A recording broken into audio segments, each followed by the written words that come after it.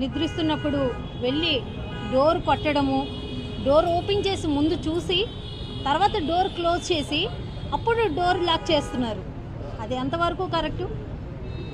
ఆమె ఏమైనా ప్యానిక్ అయినా కానీ లేకపోతే హార్ట్ స్ట్రోక్ లాంటిది అలాంటివి వచ్చినా కానీ ఆ టైంలోనే ఎవరు బాధ్యులు దీనికి? ఇది ప్రజాస్వామ్యంలా లేదు.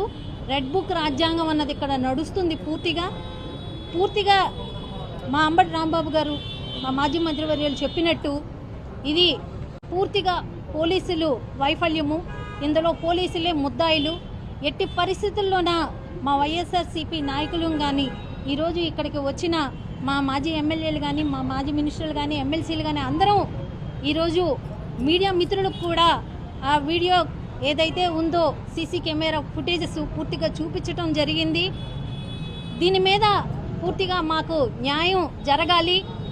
సీఎం గారు, మాజీ సీఎం గారు జగన్మోహన్ రెడ్డి గారు, మేము ఎక్కడ ఉన్నా మా వైఎస్ఆర్సీపీ పార్టీ నాయకులను కానీ కార్యకర్తలు కానీ ఇబ్బంది పెడితే సప్త సముద్రాల వెనకాతల ఉన్న మేము తీసుకొస్తాము, తగిన పనిష్మెంట్ ఇస్తాము అని అంటే డిప్యూటీ సీఎం గారు చించుకున్నారు. దీనికి చించుకొని ఇలాంటి వార్నింగ్లు ఇస్తే మేము ఊరుకోము అని చెప్పి ఆయన కూడా ఇవ్వడం జరిగింది. మరి ఇలాంటి పనులు ఏమంటారు?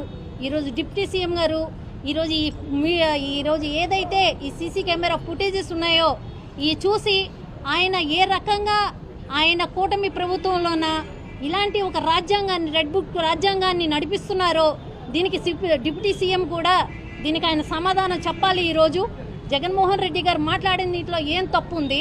ఆయన ఎందుకు చించుకున్నారు? ఈరోజు ఇక్కడ నడుస్తున్నది ఏంటి? అసలు ఆ పైకి ఎలా వెళ్ళగలిగినారు? ఏమైనా నిచ్చెనలు వేసినారా? లేకపోతే ఎలా వెళ్ళారు?